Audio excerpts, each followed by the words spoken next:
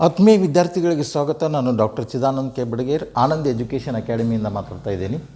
ನಾವು 8ನೇ ತರಗತಿ, 9ನೇ ತರಗತಿ, 10ನೇ ತರಗತಿ ಮತ್ತು PUC ಪ್ರಥಮ ವರ್ಷ ಮತ್ತು ದ್ವಿತೀಯ ವರ್ಷದ ವಿದ್ಯಾರ್ಥಿಗಳಿಗೆ ಕನ್ನಡದಿಂದ ಸುಲಭವಾಗಿ ಇಂಗ್ಲೀಷ್ ಕಲಿಯುವುದನ್ನು ಹೇಳ್ಕೊಡ್ತಾ ಇದ್ದೀವಿ. ಹಿಂದಿನ ವಿಡಿಯೋದೊಳಗೆ ನಾವು ಪಾರ್ಟ್ಸ್ ಆಫ್ ಸ್ಪೀಚ್ ಮಾಡಿದ್ದೀವಿ.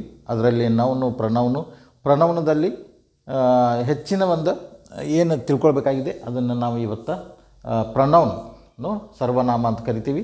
ಅದರಲ್ಲಿ ಯಾವ ರೀತಿ ನಂಬರ್ ಅಂದರೆ ಸಿಂಗುಲರ್ ಪ್ಲೂರಲ್ ಆಗ್ತದೆ, ಅದು ಸಬ್ಜೆಕ್ಟು, ಆಬ್ಜೆಕ್ಟು ಮತ್ತು ಪೊಸೆಸಿವ್, ಇವನ್ನ ನಾವು ಸ್ಟಡಿ ಮಾಡೋಣ. ಇವು ಭಾಳ ಇಂಪಾರ್ಟೆಂಟ್. ಯಾಕಂದ್ರೆ ಮುಂದೆ ವಾಕ್ಯಗಳನ್ನು ರಚಿಸುವಾಗ ಇವೆಲ್ಲ ಮಸ್ಟ್ ಆ್ಯಂಡ್ ಶುಡ್ ನಾವು ಉಪಯೋಗ ಮಾಡ್ತೀವಿ. ಅದಕ್ಕಾಗಿ ಇವುಗಳನ್ನು ನೀಟಾಗಿ ಕಲ್ಕೊಡ್ರಿ ಅಂತ ಹೇಳ್ತಾ ಈ ಒಂದು ವಿಡಿಯೋ ಸ್ಟಾರ್ಟ್ ಮಾಡ್ತಾಯಿದ್ದೀನಿ. ಪರ್ಸನ್ಸ್, ಪುರುಷವಾಚಕಗಳು. ಇದರಲ್ಲಿ ಫಸ್ಟ್ ಪರ್ಸನ್ ಸಿಂಗುಲರ್ ಅಂದರೆ ಏಕವಚನ ಸಬ್ಜೆಕ್ಟ್ ಐ ಅಂತ ಬರ್ತದೆ, object me, possessive my, mine, to me no. ಅದೇ ರೀತಿ ಪ್ಲೂರಲ್ ಅಂದರೆ ಬಹುವಚನ, ಆ ಇದ್ದಿದ್ದು ಉಯ್ ಆಗ್ತದೆ ನೋ. ಇಲ್ಲಿ ಮೀ ಇದ್ದಿದ್ದು ಆಬ್ಜೆಕ್ಟ್ ಅಸ್ ಆಗ್ತದೆ. ಇಲ್ಲಿ ಮೈ, ಅವರ್ಸ್, ಇಲ್ಲೇ mine, ours, to us no. ಯಾವ ರೀತಿ ಸೆಂಟೆನ್ಸಸ್ದೊಳಗೆ ಅದು ಚೇಂಜ್ ಆಗ್ತದೆ, ಅದು ಮುಂದೆ ಪ್ಯಾಸಿವ್ ವಾಯ್ಸ್, ಆ್ಯಕ್ಟಿವ್ ವಾಯ್ಸ್ ಅಂತ ಬರ್ತವೆ. ಅವನ್ನ ಹೇಳುವಾಗ ನಾನು ಹೇಳ್ತಾ ಇದ್ದೀನಿ. ಇವಾಗ ಸಿಂಗುಲರ್ ಐ ಇದ್ದಿದ್ದು ಪ್ಲೂರಲ್ದಲ್ಲಿ ನಾವು ಯಾವ ರೀತಿ ಉಯ್ ಅಂತ ಹೇಳಿ ಚೇಂಜ್ ಆಗ್ತದೆ ಅದನ್ನು ತಿಳ್ಕೊಳ್ರಿ ನೋ. ಸಿಂಗುಲರ್ ಐ, ಪ್ಲೂರಲ್ದೊಳಗೆ ಉಯ್. ಆಬ್ಜೆಕ್ಟು ಸಿಂಗುಲರ್ ಮೀ, ಪ್ಲೂರಲ್ದೊಳಗೆ ಅಸ್ ನೋ. ಈ ರೀತಿ ಇವನ್ನ ಪ್ರಥಮ ಪುರುಷ, ಉತ್ತಮ ಪುರುಷ ಅಂತ ಕರಿತೀವಿ ನಾವು. ಫಸ್ಟ್ ಪರ್ಸನ್ ಉತ್ತಮ ಪುರುಷ. ಸೆಕೆಂಡ್ ಪರ್ಸನ್ ಮಧ್ಯಮ ಪುರುಷದೊಳಗೆ ಸಿಂಗ್ಯುಲರ್ ಯು, ಪ್ಲೂರಲ್ಲು ಯು ನೋ. ಇಲ್ಲಿ ನೀನು ಮತ್ತು ನೀವು ಎರಡು ನೋ. ಸಿಂಗ್ಯುಲರ್ ಯು ನೀನು, ಮತ್ತು ಇಲ್ಲಿ ಪ್ಲೂರಲ್ ಯು ನೀವು ನೋ. ಅದೇ ರೀತಿ ಆಬ್ಜೆಕ್ಟ್ ಯು ಸೇಮ್ ನೋ. ಇಲ್ಲೇ ಯುವರ್ಸ್,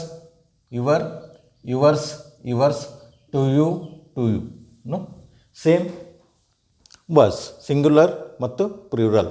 ಇದು ಮಧ್ಯಮ ಪುರುಷ. ಇನ್ನು ಥರ್ಡ್ ಪರ್ಸನ್ ಅಂದರೆ ಪ್ರಥಮ ಪುರುಷ ಸಿಂಗ್ಯುಲರ್ದೊಳಗೆ ಹಿ ಅವನು, ಶಿ ಅವಳು, ಇಟ್ ಅದು. ಇವು ಮೂರು ಸಿಂಗ್ಯುಲರ್. ಹಿ ಇದ್ದಿದ್ದು ಹಿಮ್, ಶಿ ಇದ್ದಿದ್ದು ಹರ್, ಇಟ್ ಇದ್ದಿದ್ದು ಇಟ್ ನೋ. ಇಲ್ಲೇ ಪೊಸೆಸಿವ್ದೊಳಗೆ ಹಿ, ಹಿಮ್, ಹೀಸ್ ಮತ್ತು ಟು ಹಿಮ್. ಅದೇ ರೀತಿ ಶಿ, ಹರ್, ಹರ್ಸ್ ಮತ್ತು ಟು ಹರ್ ನೋ. ಇಟ್ಸ್ ಮತ್ತು ಟು ಇಟ್ ನೋ. ಈ ರೀತಿ ಪೊಸೆಸಿವ್ ಸರ್ವನಾಮಗಳಾಗಿ ಅವನ್ನ ಉಪಯೋಗ ಮಾಡ್ತೀವಿ. ಇದು ಆಬ್ಜೆಕ್ಟಿವ್ ಸರ್ವನಾಮಗಳು, ಸಬ್ಜೆಕ್ಟಿವ್ ಸರ್ವನಾಮಗಳು.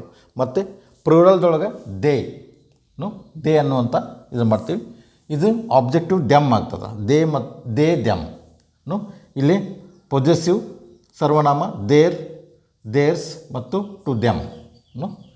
ಇವು ಪುರುಷವಾಚಕಗಳು ಸಿಂಗ್ಯುಲರ್ದೊಳಗೆ ಯಾವ ರೀತಿ ಉಪಯೋಗ ಮಾಡ್ತೀವಿ, ಪ್ಲೂರಲ್ದೊಳಗೆ ಯಾವ ರೀತಿ ಉಪಯೋಗ ಮಾಡ್ತೀವಿ, ಏಕವಚನದೊಳಗೆ ಯಾವ ರೀತಿ ಉಪಯೋಗ ಮಾಡ್ತೀವಿ, ಬಹುವಚನದೊಳಗೆ ಯಾವ ರೀತಿ ಉಪಯೋಗ ಮಾಡ್ತೀವಿ.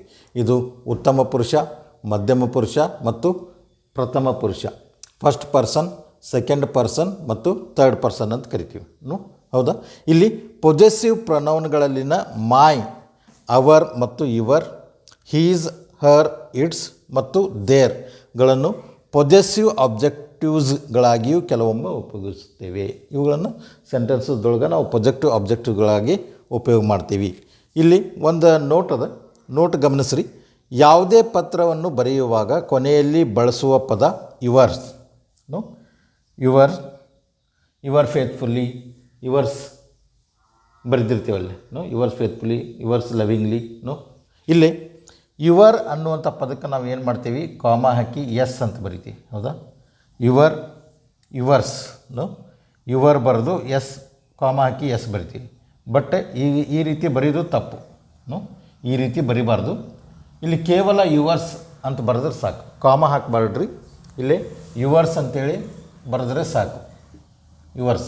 ಇಲ್ಲಿ ಯುವರ್ಸ್ ಅಂತೇಳಿ ಕಾಮ ಹಾಕಬಾರ್ದು. ಯುವರ್ಸ್ ಅಂತೇಳಿ ಈ ರೀತಿ ಬರೆದು ಈ ರೀತಿ ಕಾಮ ಹಾಕಬಾರ್ದು. ಇದು ತಪ್ಪು, ಇದು ಕರೆಕ್ಟ್. Yours no. ಈ ರೀತಿ ನಾವು ಪತ್ರದ ಕೊನೆಯಲ್ಲಿ ಬರೆಯುವಾಗ ಯುವರ್ಸ್ ಫೇತ್ಫುಲಿ ಅಂತ ಬರಿತಿರ್ತೀವಿ. ಯುವರ್ಸ್ ಫೇತ್ಫುಲಿ ಅಂತ ಬರೆಯುವಾಗ ಯುವರ್ಸ್ ಅಂತ ಬರೀಬೇಕು. ಈ ಒಂದು ವಿಡಿಯೋ ನಿಮಗೆ ಅರ್ಥ ಆಗಿದೆ ಅಂತ ತಿಳ್ಕೊಂಡಿದ್ದೀನಿ. ನೀವೆಲ್ಲರೂ ಲೈಕ್ ಮಾಡಿರಿ, ಶೇರ್ ಮಾಡಿರಿ ಮತ್ತು ಸಬ್ಸ್ಕ್ರೈಬ್ ಮಾಡಿರಿ ಅಂತ ಕೇಳ್ತಾ ಈ ಒಂದು ವಿಡಿಯೋನ ಮುಗಿಸ್ತಾ ಇದ್ದೀನಿ. ಧನ್ಯವಾದಗಳು.